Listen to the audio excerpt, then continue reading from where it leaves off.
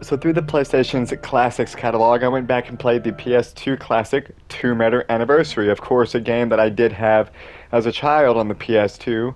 Now it's interesting because the PS3 version is not included in the Classics catalog because apparently Sony can't emulate PS3 games or something. But regardless, the PS2 version was the one that I played growing up anyway, so we've kind of come full circle here. This game is a remake of the original 1996 Tomb Raider, although this was released like near the 11th anniversary. But regardless, it's called Tomb Raider Anniversary.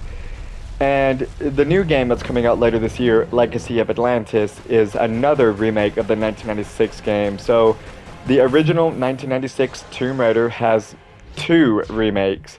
I can't think of any other game that has been remade twice.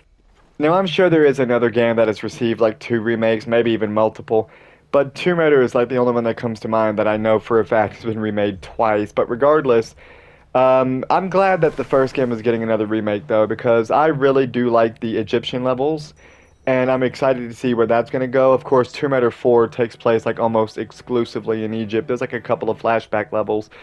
But regardless, this game takes place over the course of four different areas. There's Peru, Greece, Egypt, and then there are the Lost Islands, which Natla's Mines takes place in those areas. And Lara's entire goal is to travel to these four different regions to find pieces of the Scion. So it's the usual, look around, explore, find the items, explore tombs. And this game doesn't have a lot of combat, except whenever the animals like rush you. And I think that's one thing that's quite refreshing about this game compared to the Survivor trilogy. Now, don't get me wrong, I do like the Survivor trilogy. I think those are great games. But you're fighting constantly in those games. There's like a wave of human enemies that show up, and then occasionally you'll have like a puzzle tomb of some sort. But in this game, similarly to the originals, or just the original first, I guess, because 2 had a lot of human enemies as well, you just fight like a lot of animals, and these are animals that are quite dangerous, like gorillas or I guess lions, stuff like that. Of course, in Greece, you do fight a couple of gorillas and other animals in the Colosseum, and then there are bats and then rats show up occasionally. But it's interesting too because in the director's commentary for this game, it talks about how the developer didn't really like the idea of video games having a lot of violence towards humans. And he decided for Tomb Raider that he wanted all the enemies to be animals, particularly vicious animals, animals that can actually pose a threat to humans. Which is interesting now because you'll probably get more flack having animals as enemies instead of actual humans. And yes, the Midas touch thing is really cool in this game too. Lara turns herself into gold. I think that's really awesome. But one thing I love about this game are the big giant like statues and artifacts from ancient civilizations, like the big Midas statue, and then in Egypt there's like a couple of sphinxes that you discover. Now, of course, this game's a work of fiction. It's not 100% accurate to real life. It's a video game, of course.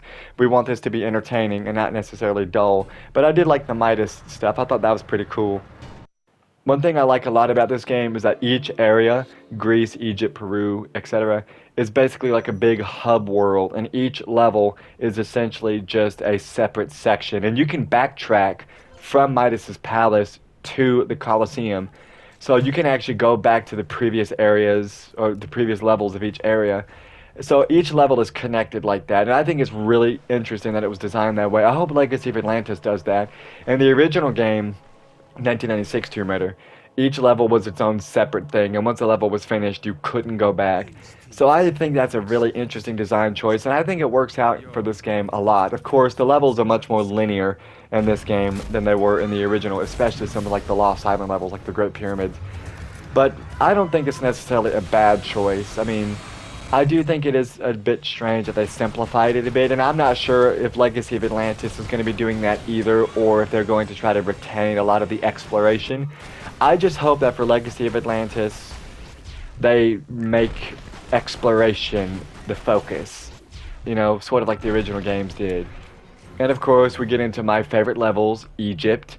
Look at the Sphinx. I think that's really, really cool. Of course, the Egypt levels are quite different than the original game as well, which that describes every other level too. But it's still a bit recognizable, like you have these big giant statues in this hallway, and then of course we're getting attacked by panthers, I think they are, some sort of a cat-like animal. But I love seeing the hieroglyphs and the Egyptian art. I think it's so fascinating. Of course, I'm interested in ancient Egypt as a civilization. And yes, that I did there is a double jump glitch. I remember how to do this. I think I learned it on the PS2 originally.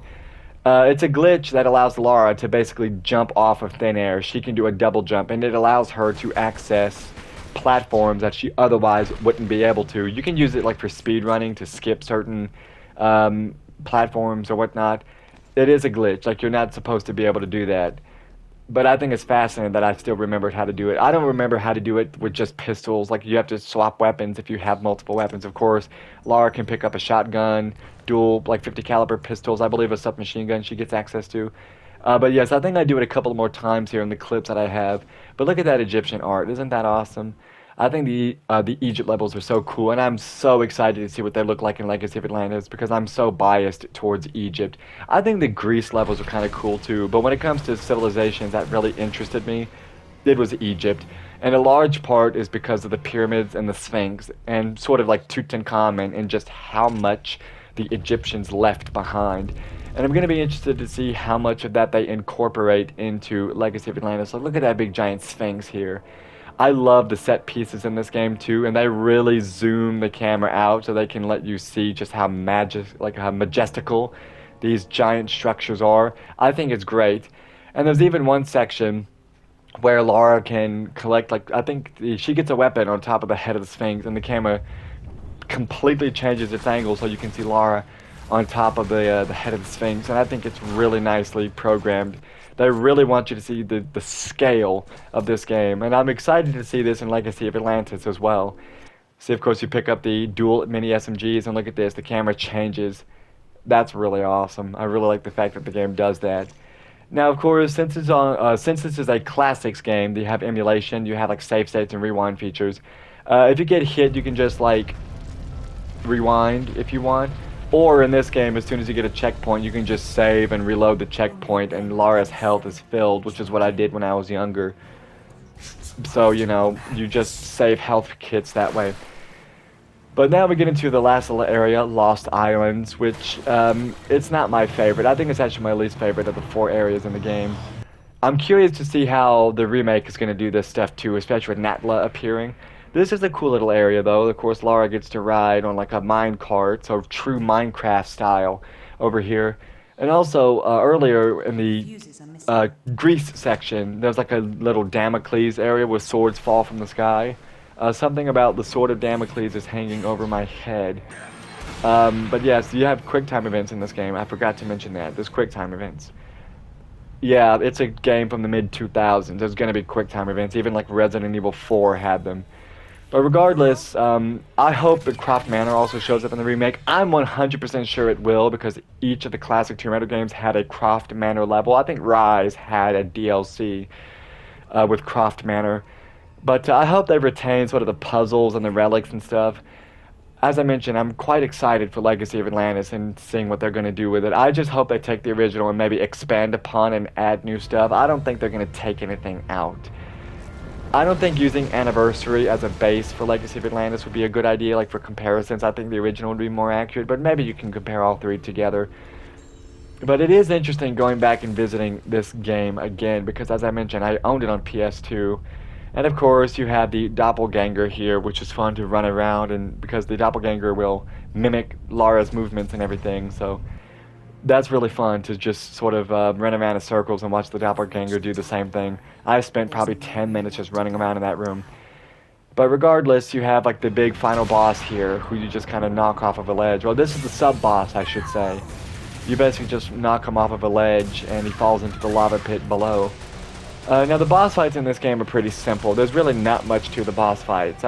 Like, the regular enemies are more dangerous than the bosses. Of course, the final boss is Natla herself. And, look at this big lava section. I think that's pretty cool. But, of course, she goes, like, into the Devil Gene and, like, Devil Kazuya over here. Or Devil Jin, I should say. But, regardless, you know, Lara gets the sky on and she destroys it. And, in the original game, and also in this game, she says that she only plays for sport. She's not necessarily interested in archaeology or preservation. She only does this for sport, so she can display it at Croft Manor. But yeah, I love QuickTime events, man. Isn't that exciting? interactive cutscenes, I say. But of course, Lara destroys the Scion as she gets out of there scot-free and goes back to Croft Manor to take a look at her artifacts that she has. Like a proper British person, she just kind of runs away with it and just displays it proudly as if it's British itself. And then we get into Croft Manor, the home of Lara Croft. And I really like the Croft Manor levels in this game, or the level. Basically it's kind of like a tutorial, I guess. That's how it was in the original game. But I really do like Tomb Raider Anniversary. This is my favorite of the original three, and it's probably just nostalgia speaking, because I know a lot of people like Legend and some people like Underworld. I hope Underworld is going to be ported to the classics. Maybe it will before Legacy comes out. Definitely before Catalyst comes out. I mean, you've got Legacy, you've got Legend, you've got Anniversary. You might as well have Underworld, right? I also did Platinum this game. I went through and collected all the artifacts and relics while I was playing, and then went back and 100% in Croft Manor. I think this is quite a nice looking game for 2007, I think is when it came out. But yeah, it's very nice to revisit this game, and of course, this gave me an excuse to talk about Tomb Raider, one of my favorite video game franchises ever, probably second favorite. I love this game quite a lot. Of course, I had a lot of fun 100%ing it, and you do get a couple of costumes, like the classic one, which is really cool. I definitely recommend checking out Anniversary. This is still a cool game, and it's a nice blast from the past, per se. This game's really cool.